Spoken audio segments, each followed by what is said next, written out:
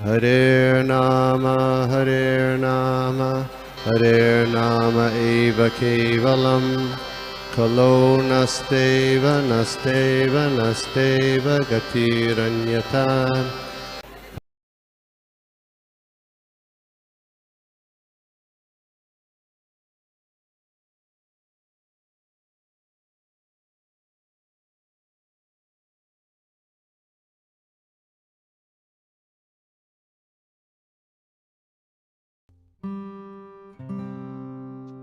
हरे कृष्णा। सभी के चरणों में दंडवत प्रणाम करते हैं। आज के भागवतम क्लास के लिए राधा कृपा कटाक्ष से शुरुआत करते हैं। मखेश्वरी प्रियेश्वरी आदेश्वरी सुरेश्वरी विवेद भारतेश्वरी प्रमाण शासनेश्वरी रमेश्वरी रमेश्वरी प्रमोदकानेश्वरी ब्रजेश्वरी प्रजाधिपे विराधिके नमोस्तुते विराधिके नमोस्तुते विराधिके नमोस्तुते। ओम नमो भगवते वासुदेवाय। ओम नमो भगवते वासुदेवाय। ओम नमो भगवते वासुदेवाय। नारायणं नमस्कृत्यं नरं चैव नरोत्तमं देवीं सरस्वती व्यासं ततो जयो मुदीरये। नष्टप्रायेषु अभद्रेषु नित्यं भागवत सेवया भगवती उत्तमश्लोके भक्तिर्भवति नैष्ठति। नमः पंकजनाभाय नमः पंकजमालिने नमः पंकजनेत्राय नमस्ते पंकजांग्रे। श्रीकृष्ण करुणा सिंधु दीनबंधु जगत्पते गोपेश गोपिकाकान्त राधाकान्त नमस्तुते। सप्तकाञ्चन गौरांगी श्रीराधे वृन्दावनेश्वरी वृषभानुसुते देवी प्रणमामि हरिप्रिये। जय श्री कृष्ण चैतन्य प्रभु नित्यानंद श्री अद्वैत गदाधर श्रीवासादि गौर भक्त वृंद। हरे कृष्ण कृष्ण कृष्ण हरे हरे हरे राम राम राम हरे हरे। हरे कृष्णा। सभी वैष्णव के चरणों में दंडवत प्रणाम। आज मुझे श्रीमद् भागवतम स्कंद 3 अध्याय 21 और श्लोक नंबर 24 और 25 की सेवा दी गई है। आप सबसे प्रार्थना करती हूँ, आशीर्वाद दीजिए, मैं सेवा ठीक से कर पाऊँ। हरे कृष्णा। श्लोक को पढ़ लेते हैं। नवे जातु मृषैः स्यात् अजाध्यक्ष मदर्हणम् भवद्विधेषु अतितराम् मयि संगृहीत आत्मना। श्री भगवान ने कहा। अनुवाद और तात्पर्य श्रील प्रभुपाद द्वारा। श्रील प्रभुपाद की जय। श्री भगवान ने आगे कहा, हे ऋषि, हे जीवात्माओं के अध्यक्ष, जो लोग पूजा द्वारा भक्ति पूर्वक मेरी सेवा करते हैं, विशेष रूप से तुम जैसे पुरुष जिन्होंने अपना सर्वस्व मुझे अर्पित कर रखा है, उन्हें निराश होने का कोई प्रश्न ही नहीं उठता। तात्पर्य। श्री भगवान की सेवा में लगे पुरुष की यदि कोई इच्छा होती भी है तो वह भी कभी निराश नहीं होता। सेवा में लगे पुरुष सकाम तथा अकाम कहलाते हैं, जो भौतिक सुख की अभिलाषा से श्री भगवान की शरण में जाते हैं, वे सकाम कहलाते हैं। और जो इंद्रिय तृप्ति के लिए किसी प्रकार की इच्छा नहीं करते बल्कि स्वतः स्फूर्त प्रेमवश उनकी सेवा करते हैं, वे अकाम कहलाते हैं। सकाम भक्तों की भी 4 श्रेणियां हैं: आर्त, अर्थार्थी, जिज्ञासु तथा ज्ञानी। कोई शारीरिक अथवा मानसिक कष्ट के कारण, तो कोई धन की आवश्यकता के कारण, कोई ईश्वर को जानने की इच्छा से कि वे क्या है, और कोई अपने ज्ञानमयी अन्वेषण से दार्शनिक के जैसे श्री भगवान को जानने की इच्छा से उनकी सेवा करता है। इनमें से किसी भी श्रेणी के पुरुषों को निराश नहीं होना पड़ता। प्रत्येक की प्रत्येक को अपनी पूजा का अभीष्ट फल प्राप्त होता है। श्लोक नंबर 25। प्रजापति सुत सम्राट मनुर्विख्यात मंगलः ब्रह्मा वर्तयोधिवसन् आस्ति सप्तार अर्वणामहि। ब्रह्मा के पुत्र सम्राट स्वयंभू मनु जो अपने सुकृत्यों के लिए विख्यात है, ब्रह्मावर्त में स्थित होकर 7 समुद्र वाली पृथ्वी पर शासन करते हैं। तात्पर्य: कदाचित ऐसा कहा जाता है कि ब्रह्मावर्त कुरुक्षेत्र का एक अंग है, या कि कुरुक्षेत्र स्वयं ब्रह्मावर्त में स्थित है, क्योंकि देवताओं को कुरुक्षेत्र में दैवी कर्मकांड संपन्न करने की संस्तुति की जाती है। कुछ अन्य लोगों का मत है कि ब्रह्मावर्त ब्रह्मलोक का एक स्थान है जहाँ स्वयंभू शासन करते हैं, लेकिन इस पृथ्वी पर ऐसे अनेक स्थान हैं जो उच्च लोक में भी जाने जाते हैं। उदाहरणार्थ, इस लोक में हमारे पास वृंदावन, द्वारका तथा मथुरा जैसे स्थान है, किंतु ये शाश्वत रूप से कृष्ण लोक में भी स्थित है। पृथ्वी पर ऐसे ही अनेक नाम है और संभव है कि जैसे यहाँ कहा गया है, वराह युग में स्वयंभू मनु इस ग्रह पर भी शासन किया हो। मंगल शब्द भी महत्वपूर्ण है। मंगल का अर्थ है वह जो सभी प्रकार से धार्मिक अनुष्ठानों, शासन शक्ति, स्वच्छता तथा अन्य गुणों के ऐश्वर्य से संपन्न हो। विख्यात का अर्थ है सुप्रसिद्ध। स्वयंभू मनु सभी सद्गुणों तथा ऐश्वर्यों के लिए सुप्रसिद्ध थे। नमो विष्णुपादाय कृष्णपृष्ठाय भूतले श्रीमते भक्तिवेदांत स्वामी इति नामिने नमस्ते सारस्वते देवे गौरवाणी प्रचारिणे विशेष शून्यवादी पाश्चात्य देशतारिणे ओमज्ञानतिमिरान्धस्य ज्ञानाञ्जनशलाकया चिरोन्मिलितं येन तस्मै श्रीगुरुवे नमः। जय श्री कृष्ण चैतन्य प्रभु नित्यानंद अद्वैत गदाधर श्रीवासादि गौर भक्तवृंद। हरे कृष्ण कृष्ण कृष्ण हरे हरे, हरे राम राम राम हरे हरे। हरे कृष्णा। सभी को दंडवत प्रणाम। तो बहुत सुंदर श्लोक और बहुत सुंदर तात्पर्य है। तो यहाँ पे करदम मुनि और भगवान की वार्ता हो रही है। करदम मुनि को भगवान साक्षात दर्शन दे रहे हैं और उनको बता रहे हैं कि किस तरह से आगे योजना हो रही है कि आगे उन्हें स्वयंभू मनु अपनी पत्नी के साथ करदम मुनि से भेंट करने आने वाले हैं। तो करदम मुनि यहाँ पे अपने जो गुरु है ब्रह्मा जी, उनके जो पिता है ब्रह्मा जी, उनके आदेशानुसार वो गृहस्थ जीवन में पदार्पण करने जा रहे हैं।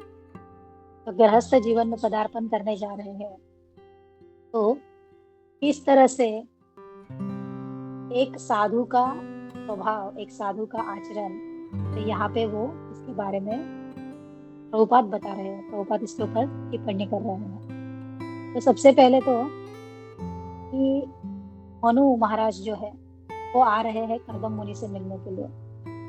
तो मनु महाराज जहाँ से आ रहे हैं तो बता रहे हैं कि ब्रह्मावर्त इस स्थान के बारे में यहाँ पे विशेष बात बल देते हैं। तो बता रहे हैं कि ब्रह्मावर्त ये कुरुक्षेत्र का एक अंग है और इसके बहुत सारे सात्विक और धार्मिक इसके गुण भी बताए जा रहे हैं। तो यहाँ पे प्रभुपाद इस स्थान पे विशेष बल दे रहे हैं। प्रभुपाद कहते हैं कि स्थान का बहुत विशेष महत्व होता है कि आप किस स्थान से हो। जैसे हमने किसी स्थान के बारे में सोचा, जैसे समझ लीजिए भारत में हमने तमिलनाडु के बारे में, स्थान के बारे में हमने सोचा, तो हमारे मन में वहाँ का जो लोगों का स्वभाव है वो हमारे ध्यान में आता है। यदि हमने अमेरिका के बारे में, स्थान के बारे में सोचा, तो हमारे वहाँ के लोगों के स्वभाव के बारे में हमारे दिमाग में बात आती है। तो ये स्थान बहुत जरूरी होता है आपके गुणों को, स्वभाव को जानने के लिए। प्रभुपाद कहते हैं तो ये ब्रह्मावर्त ऐसा स्थान है जहाँ पे सारे धार्मिक अनुष्ठान किए जाते हैं। तो जहाँ पे सारे धार्मिक अनुष्ठान किए जाते हैं, धर्मों का पालन किया जाता है। धर्मों का पालन यानी क्या है? धर्मों का पालन है कि जो भगवान ने कहा है वैसे ही करना। जो भगवान ने शास्त्रों में, पुराणों में लिखा है, उसी के अनुसार अपने आचरण रखना है। तो ऐसे ब्रह्मावर्त से मनु महाराज आ रहे हैं। तो ये स्थान, प्रभुपाद कहते हैं, इस स्थान से आपके स्वभाव का, आपके गुणों का अंदाजा आ जाता है। तो यहाँ पे तो मनु महाराज आ रहे हैं, ये भी भगवान के शुद्ध भक्त हैं और पूरे धर्म के अनुसार चलने वाले हैं। तो यहाँ पे प्रभुपाद कहते हैं कि क्यों ये स्थान महत्वपूर्ण है। तो ये जो स्थान है ना, ये स्थान प्रकृति के 3 गुणों से प्रभावित रहते हैं, सतोगुण, रजोगुण, तमोगुण, और उसके अनुसार लोगों का स्वभाव होता है। जैसे हम वृंदावन धाम जाते हैं, वृंदावन में हम जाते हैं, तो वृंदावन में जाने के बाद हमारी चेतना में बदल आ जाता है। हमारी चेतना भावना भावित होती है, कृष्ण भावना भावित होती है, भक्तिमय होती है। तो वो उस धाम के सत्व गुण का प्रभाव है। तो हम जिस धाम में जाते हैं, उस धाम का वो प्रभाव हमारे ऊपर होता है। और इसलिए प्रभुपाद कहते हैं कि प्रभुपाद ने इतने विशाल मंदिर बनवाए हैं, क्योंकि इन मंदिरों में आपको हमेशा कृष्ण कथा सुनने मिलेगी। यहाँ पे वैष्णवों का संग होगा, यहाँ पे गुरु से हमारी वार्तालाप होगी, हमारा दृष्टि से उनको देख सकेंगे। तो ये क्या है? ये मंदिर तत्व गुण में स्थित है। तो ये मंदिर कहीं पे भी स्थित हो, किसी मार्केट में स्थित हो, कहीं जो जगह अच्छी भी नहीं हो, साफ सुथरी नहीं हो, ऐसे जगह पे भी यदि ये मंदिर स्थित है तो वहां पे धार्मिक अनुष्ठान होते हैं, वहां पे तत्व गुण होता है। तो इसलिए हमें महीने में एक बार, हफ्ते में एक बार इन धार्मिक तत्व गुणों का हमें आत्मसात करना होगा। हमें मंदिर जाना होगा कि यहाँ पे वो जो चेतना है हमारी, वो और क्या हो जाती है? शुद्ध हो जाती है और हमारी भक्ति में प्रगति हो जाती है। तो यहाँ पे स्वयंभू मनु के जो स्थान है, उस स्थान के बारे में परिचय दिया जा रहा है। ये स्थान इतना महत्वपूर्ण है कि उसके वजह से उस व्यक्ति के गुणों में, स्वभाव में बदलाव आ जाता है और वो सत्व गुण धारण कर लेता है। तो अभी जो कर्दम मुनि है, कर्दम मुनि वैसे तो वो भगवान के शुद्ध भक्त है, उनको कोई इच्छा, आकांक्षा, कामना नहीं है। भागवत में वो श्लोक आता है ना, अकामो सर्व कामो वा मोक्ष कामो उदारते तीव्रेण भक्ति योगेन यजते पुरुषं परम। भगवान कहते हैं आपकी कोई इच्छा हो, आपकी कोई इच्छा ना भी हो, आपको मोक्ष प्राप्ति की इच्छा हो, किसी भी प्रकार से जो मेरी पूजा करता है वो क्या करता है? वो भगवान को प्राप्त कर लेता है। और उसको भगवान की पूजा करनी ही चाहिए, कि किसी भी प्रकार की कामना हो ना हो, लेकिन उसको भगवान श्री कृष्ण की ही आराधना करनी चाहिए। तो यहाँ पे ब्रह्मा जी ने कर्दम मुनि से कहा है कि वो अपना गृहस्थ जीवन बताए। तो गृहस्थ जीवन के लिए एक सुशील वधु की जरूरत है। तो अभी इस वधु के लिए कर्दम मुनि को तपस्या करनी है। कर्दम मुनि को जैसे ब्रह्मा जी ने बताया है उस उपदेश का पालन करना है। तो यहाँ पे कर्दम मुनि जो है वो अपनी इंद्रिय तृप्ति के लिए पत्नी की आशा नहीं कर रहे हैं, वो सिर्फ भगवान की इच्छा पूर्ति कर रहे हैं। क्योंकि ब्रह्मा जी को भगवान ने उपदेश दिया है इस सृष्टि को आगे बढ़ाने के लिए। और ब्रह्मा जी कर्दम मुनि को बोल रहे हैं।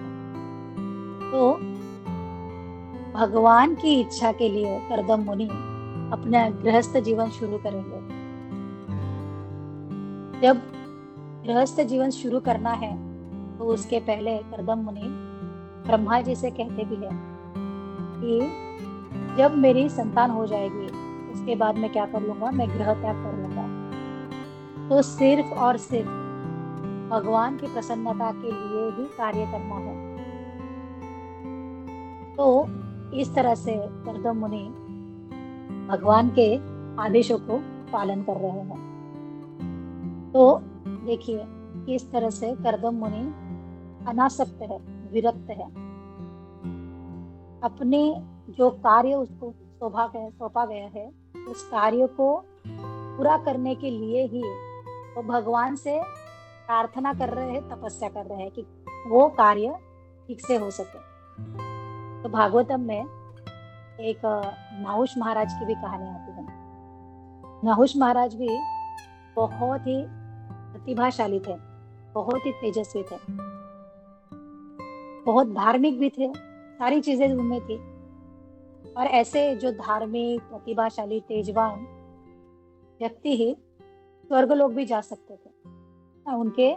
उनका तप था, उनका जो बल था, उसके आधार पे उन्हें स्वर्गलोक आने जाने का मिल सकता था।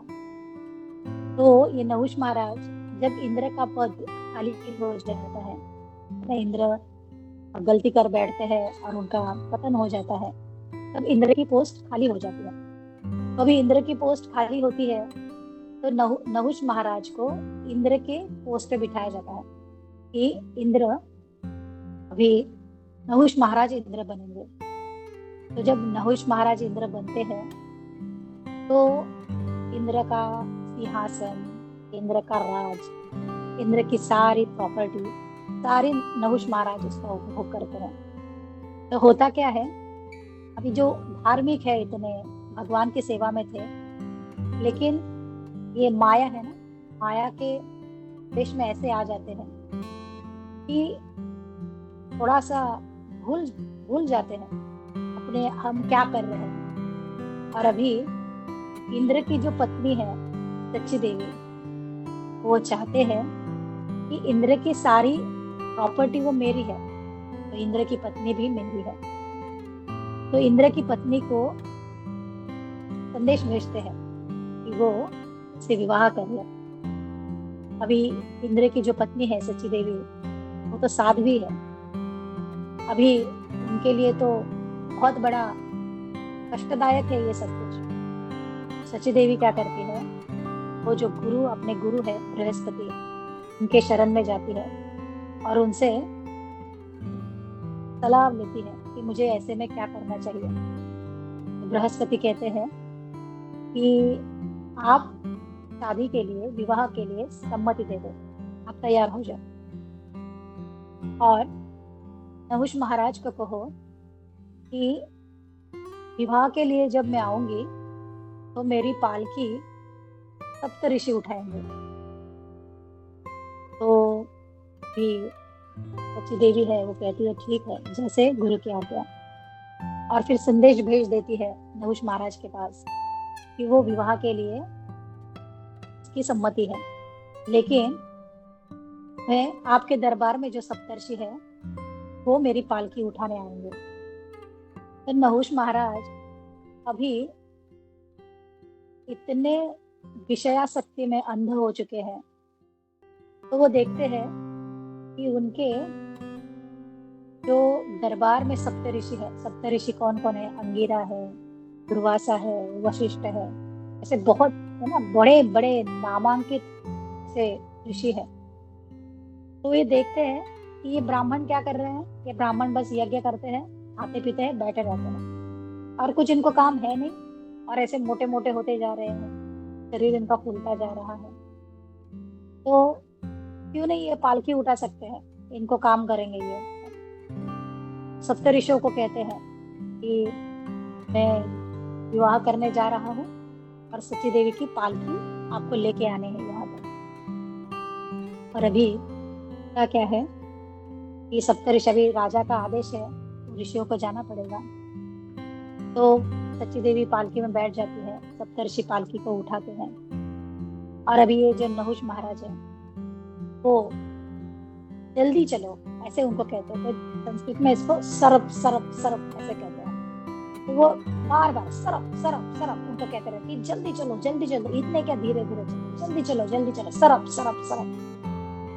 तो ऐसे हो रहा है कि ऋषियों के पीछे काट के उनको चलो जल्दी जल्दी भागो भागो पालकी लेके, ऐसे करके नहुष महाराज उनके पीछे पीछे। तो होता क्या है कि आगे जो वशिष्ठ मुनि है तो उनको नहुष महाराज का पैर लग जाता है। कि पहले से ये ऋषि मुनि बहुत ही नाराज थे, और जब नहुष महाराज का पैर लग जाता है वशिष्ठ मुनि को, तो नहुष महाराज तो वशिष्ठ मुनि कहते हैं रुको, अभी ये पालकी आगे नहीं जाएगी।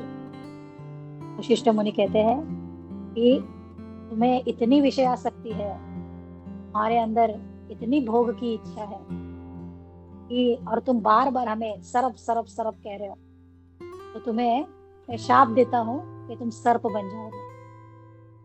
और नहुष महाराज वहां पे सर्प, आधा सर्प, उनका आधा शरीर अजगर का बन जाता है।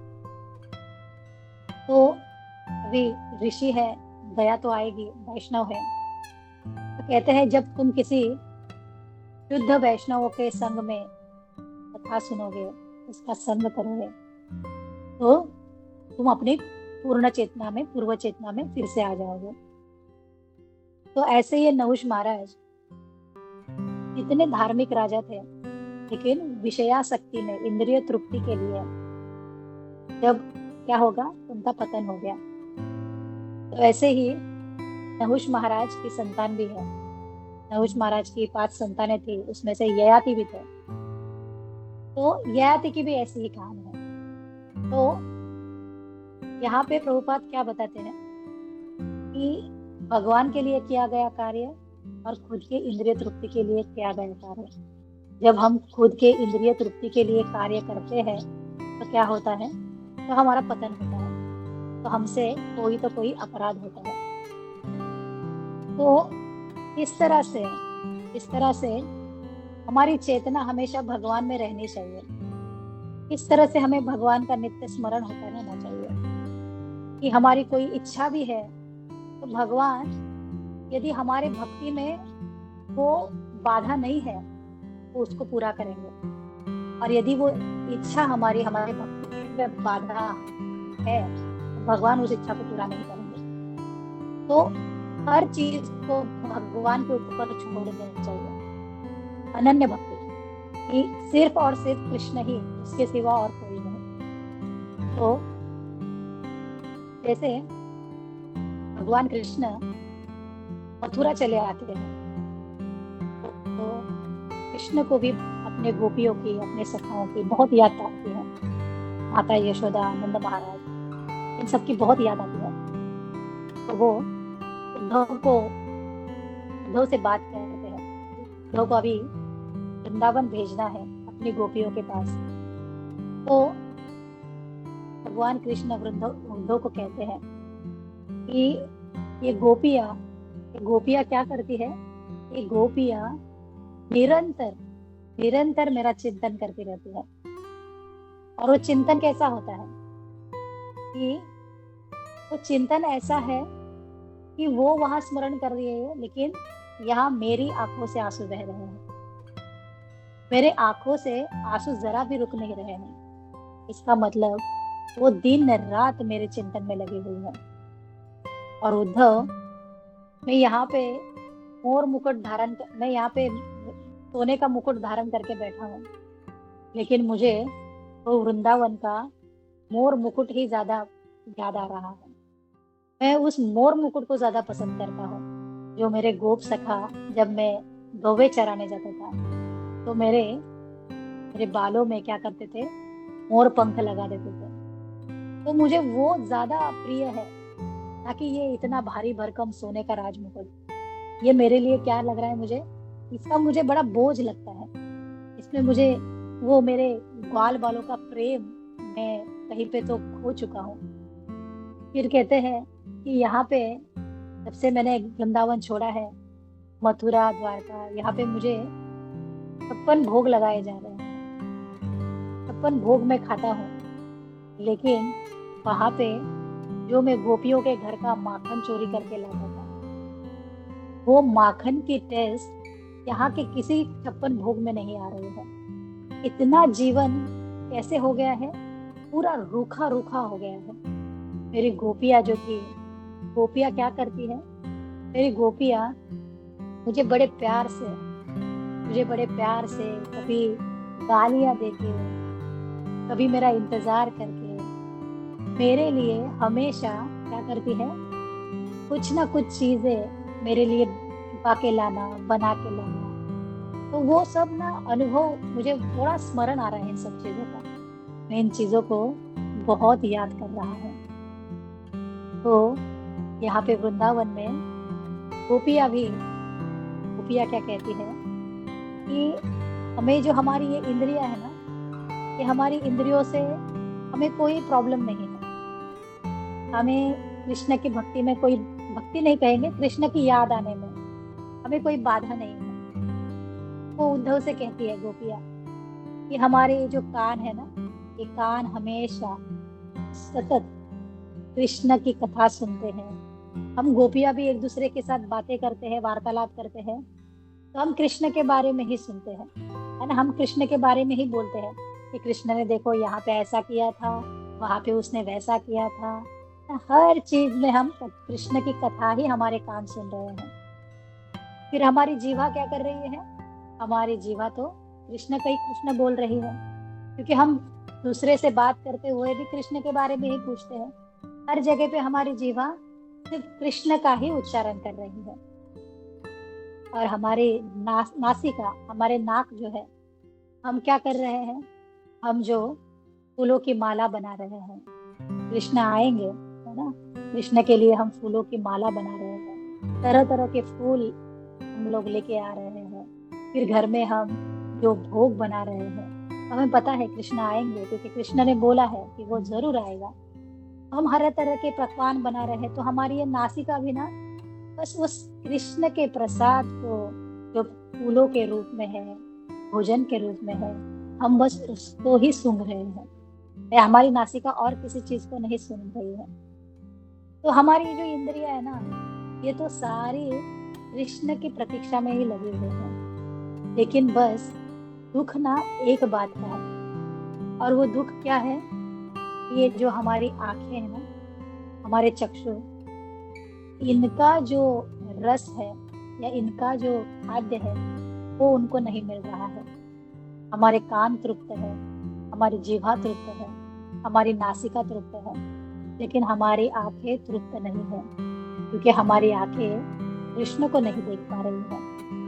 हम कृष्ण को देखे हुए कई दिन हो गए, कई महीने हो गए, ये आंखों ने उस अमृत का रस पान ही नहीं किया है। तो बस हमें इसी का बहुत बहुत दुख है कि हमारे इन इंद्रियों को हमने कृष्ण के सेवा में नहीं लगाया। और अभी ये गोपियों में तो राधा रानी तो श्रेष्ठ है। तो राधा रानी के शरीर का ताप, ज्वर इतना बढ़ गया है इस विरह के अग्नि में, इतनी विरह हो गई है राधा रानी कि जो कमल के फूल उनको अर्पित किए जा रहे हैं, वो कमल के फूल भी उस ताप से, उस ज्वर से पूरे काले पड़ गए हैं। तो ऐसी विरह अग्नि में राधा रानी यहाँ पे तड़प रही है। तो ये विरह क्यों है, क्योंकि ये जो आंखें हैं वो कृष्ण का दर्शन नहीं कर पा रही है। कृष्ण दर्शन लालसा, ये अभी बस आंखों को कृष्ण के दर्शन की ही लालसा है। और अभी ये जो गोपियां है, वो गोपियां लोग को कह रही है कि हमारे सारे इंद्रियों ने कृष्ण के अमृत का पान किया है। तो ये सारी इंद्रियां क्या है, ये सारी इंद्रियां कृष्णमय हो गई है।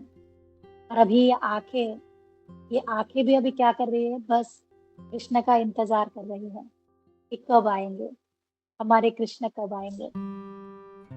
इनकी राह में ही हमने क्या करा है, हमारे इन आंखों का भी लगा दिया है कि कृष्ण ने कहा है कृष्ण आएंगे, तो हम आते हुए कृष्ण को देख रहे हैं। ये इन आंखों से आते हुए कृष्ण का हम हम इनकी प्रतीक्षा कर रहे हैं।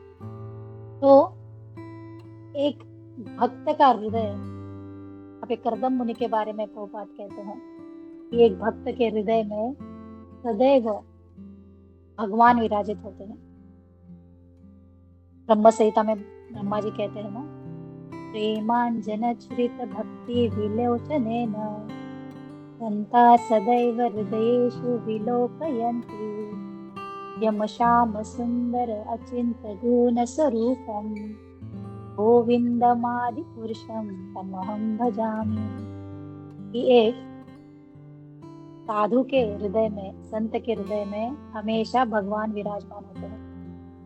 तो ऐसे ये करदम मुनि, इनके हृदय में भी भगवान विराजमान है। तो जब हम ऐसे वार्तालाप सुनते हैं ऐसे भक्तों के माध्यम से, तो होता क्या है, हमारा चित्त विमल हो जाता है। हमारे चित्त का जो मल है वो नष्ट हो जाता है। प्रभुपाद लीलामृत में एक, भी हम लोग हाल ही में प्रभुपाद लीलामृत पढ़ रहे हैं, तो उसमें एक कोट ऐसा आया था कि प्रभुपाद अजामिल की कथा अपने फॉरेन डिवोटीज को पढ़ा रहे थे, अमेरिका में सुना रहे थे कि किस तरह से अजामिल पतित हो जाता है, फिर उसका पुत्र हो जाता है और पुत्र का नाम नारायण रखते हैं। तो अभी प्रभुपाद कहानी बता रहे हैं कि अजामिल जो है वो अपने पुत्र को नारायण करके पुकार रहा है। प्रभुपाद कह रहे हैं कि अजामिल कहता है नारायण उठो, नारायण खाना खाओ, नारायण यहाँ लाओ, नारायण पानी लेके आओ, नारायण सो जाओ, नारायण इधर मत जाओ। और अभी प्रभुपाद ही नारायण नारायण कह रहे हैं और प्रभुपाद स्तब्ध हो जाते हैं। तो जो उनके सामने, जो उनके फॉरेन पे बैठे हैं, तो वो वहां पे लिखते हैं, अनुभव करते हैं कि प्रभुपाद उस समय साक्षात भगवान का दर्शन कर रहे थे, क्योंकि प्रभुपाद एकदम शांत हो गए, उनका चित्त एकदम शांत हो गया, सब कुछ बंद हो गया। और प्रभुपाद के माध्यम से उनके शिष्यों ने भी प्रभुपाद के रूप में नारायण का दर्शन कर लिया। तो इस तरह से ये जो भक्त है, ये साक्षात अपने हृदयों में भगवान को लेके चलते फिरते हैं। प्रभुपाद जी के शिष्य, मुझे उन महाराज का भी ठीक से याद नहीं आ रहा है ना, बहुत दिनों पहले सुना था। तो एक ब्रह्मचारी, नया नया ब्रह्मचारी आया था टेम्पल में, तो उनकी सेवा में लगा हुआ था। तो वो महाराज, उनकी पूरी सेवा वगैरह हो गई, उनका पूरा जो दिन का प्रोग्राम था वो सब हो चुका। अभी रात को सोने के लिए 11 बज चुके थे। अभी 11 बजे तो ब्रह्मचारी जो है वो उनकी सारी सोने की व्यवस्था वगैरह करके उनके कक्ष से बाहर जा रहा था। वो महाराज ने उनको कहा स्टॉप इट।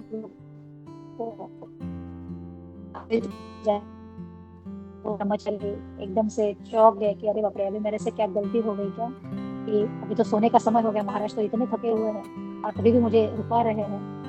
तो महाराज उनको कहने लगे रुको, बैठो। और महाराज ने कृष्णा बुक निकाली और थोड़ा सा पढ़ा उसमें से, और फिर महाराज उनको चट्टासुर की कहानी सुनाने लगे।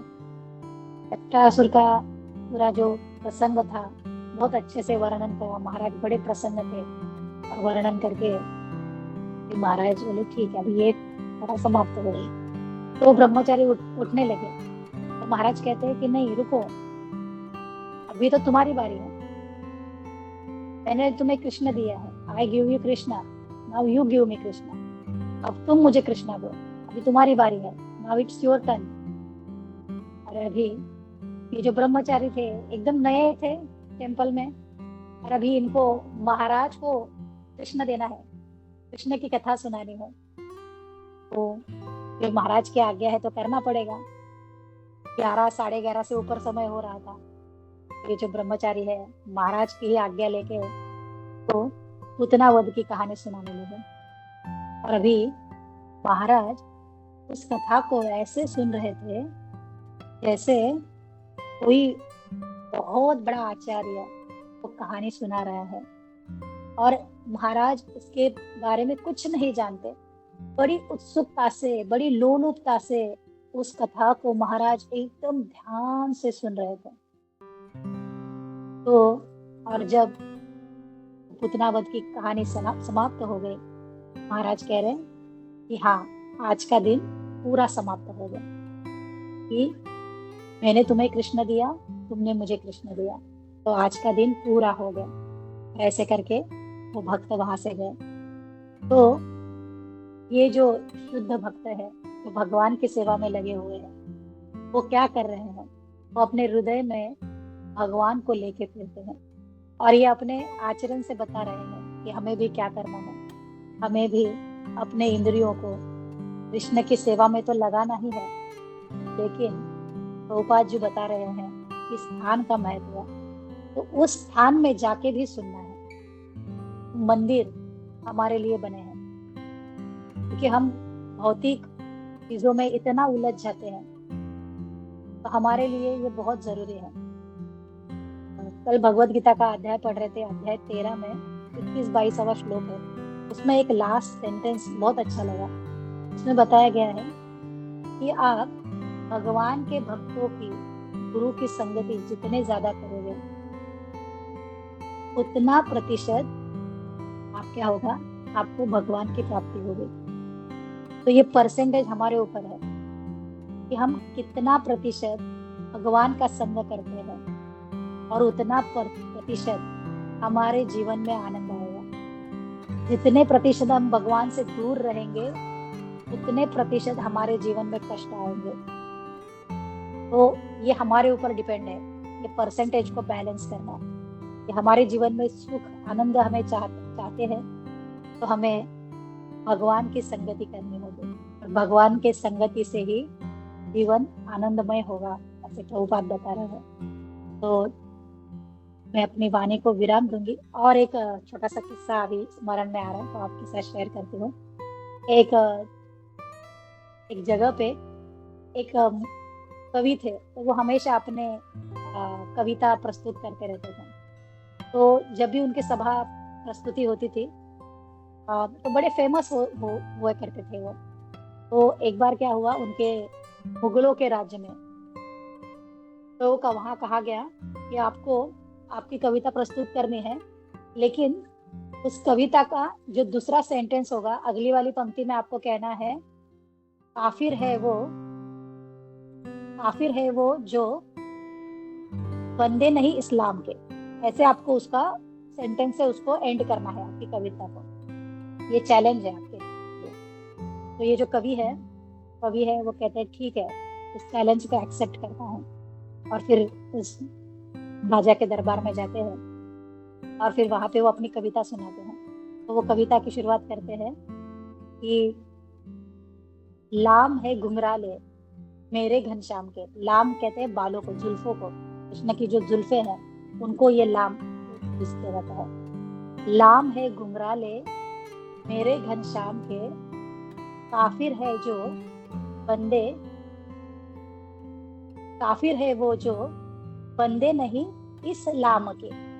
तो इस लाम के यानी इस घुंघराले बालों वाले कृष्ण के जो बंदे नहीं है, वो सारे काफिर है। इस तरह से भगवान को हर जगह पे, हर स्थान पे भक्त प्रेजेंट करते हैं। ठीक है, मैं अपनी वाणी को विराम दूंगी। मेरे से जो भी कुछ गलती हुई होगी तो उसके लिए क्षमा चाहती हूँ। हरे कृष्णा। दंडवत प्रणाम सभी को।